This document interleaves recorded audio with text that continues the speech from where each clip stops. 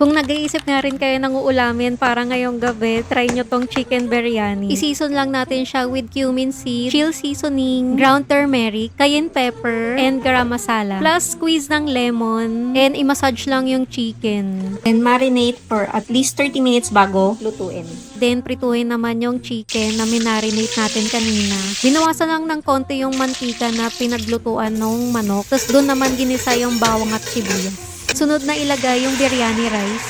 And season ulit natin siya with cumin, turmeric, cayenne, chili powder, tsaka garam masala. Dinagdagan niya rin ng laurel, tsaka patis. Sinama niya na yung manok na niluto natin kanina, butter, tsaka hinalo ulit. Haluan ng tubig para maluto yung biryani rice at takpan. Ganito yung itsura niya pag luto na. Ayan, dinner is served. Pag ito talaga yung ulam namin, ang sarap talaga ng kain namin. Tsaka mabigat siya sa tiyan. Nilagyan din pala namin ng one soy, tsaka slice of lemons for extra flavor. And tada! Kain na tayo!